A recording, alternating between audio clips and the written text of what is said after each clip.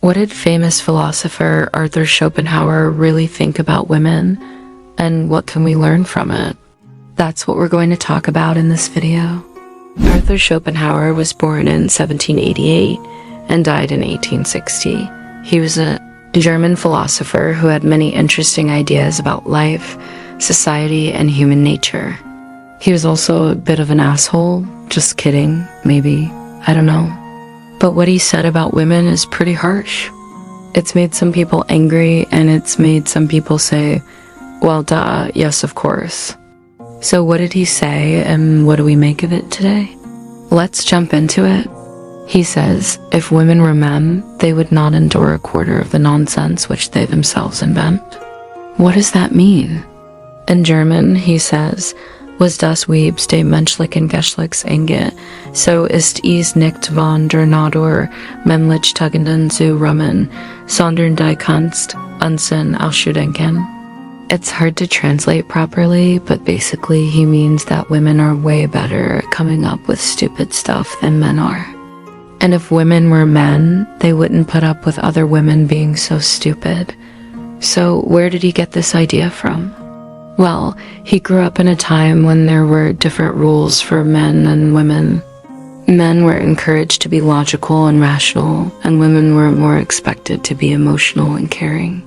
Schopenhauer thought that women were too focused on appearances and being admired by others, and he thought that this made them weak and silly. He also thought that women were better at lying and cheating than men were, and that maybe it's because they have to be so careful about their looks and status that they have to lie and pretend all the time. He says women live exclusively for the senses and their own gratification. They care about nothing else. So yeah, this is a pretty negative view of women, and it's important to remember that times have changed since then.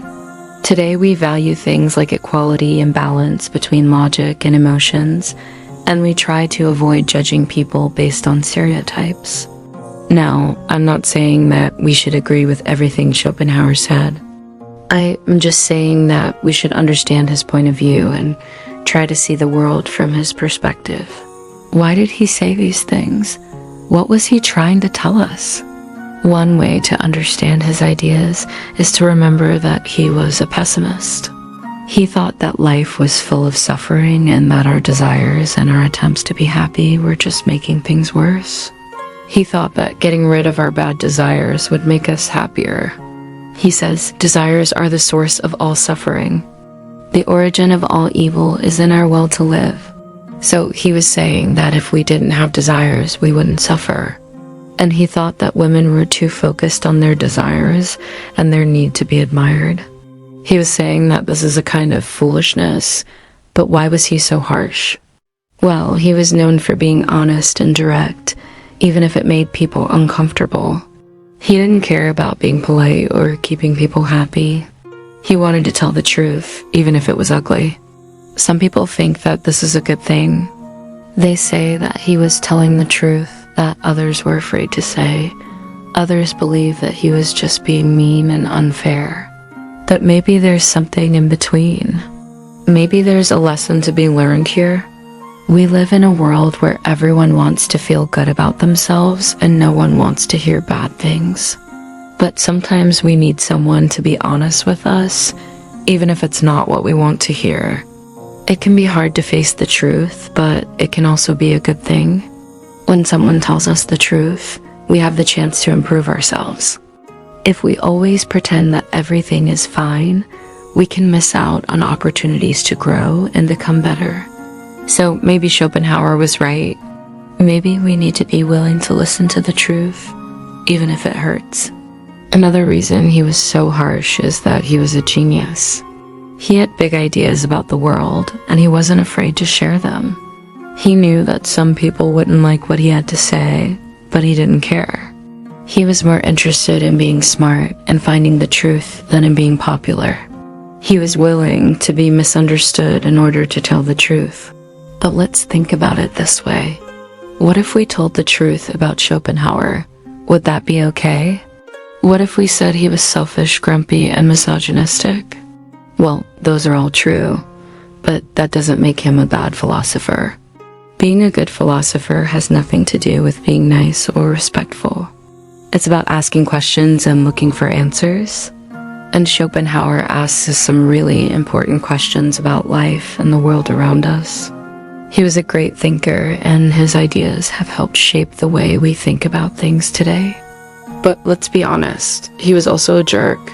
He didn't believe in being nice or polite, and he didn't care about other people's feelings. He just wanted to tell the truth no matter what. So what should we make of him? Well, here's what I think.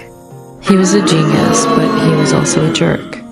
He was right about some things and wrong about others.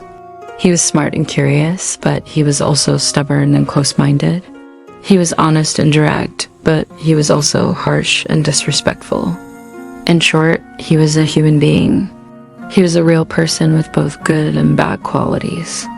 And that's what makes his story so interesting. He reminds us that everyone is complicated and no one is perfect. So next time you read something that makes you uncomfortable, ask yourself, what's making me feel this way? Is it the truth? Is it a new idea? Or is it just a jerk being a jerk? And remember that being a genius doesn't make you a good person, and being a jerk doesn't make you a bad thinker. Everyone is a mix of good and bad, and it is up to us to decide what to do with that information. So what do you think? Do you agree with Schopenhauer? What do you disagree with? What do you think he got right, and what do you think he got wrong? Leave your thoughts below. The next thing I want to talk about is that it's important to understand where someone is coming from before judging them. We can't just look at what people say and decide whether it's good or bad. We also need to look at why they're saying it and what their experiences have been. Schopenhauer lived in a different time and place than us. He had different experiences and beliefs than us. And these things affect the way he thinks about the world. So before we judge him or his ideas, we should try to understand where he's coming from. If we don't do this, we'll miss out on the chance to learn from him and make the world a better place. When we understand where someone is coming from, we can learn from their experiences and ideas. We can also be more patient and forgiving. It's easy to get angry and upset when someone says something that we don't agree with. But if we take the time to understand their point of view, we'll be more likely to find common ground. This can help us solve problems and make the world a better place. It's also important to keep in mind that everyone has both positive and negative qualities. No one is perfect. So instead of focusing on Schopenhauer's negative qualities, let's also look at the good things about him. He was a great thinker, and his ideas have helped shape the world we live in today. He was also honest and direct, which can be a good thing sometimes. So what do you think? What do you agree with and what do you disagree with? Leave your thoughts below. Next, it's important to remember that people aren't always aware of their own biases. Sometimes we don't even know why we think the way we do. We just know that we do. This is why it's important to challenge our own beliefs and be open to hearing other points of view. If we don't do this, we'll miss out on the chance to learn and grow. So what can we learn from this? First, we need to be aware of our own biases and the biases of others. We all have them, and they all affect the way we think about the world. Second, we need to be open to hearing other points of view. Even if someone says something that we don't agree with, we should still try to understand where they're coming from. Finally, we need to be willing to change our minds.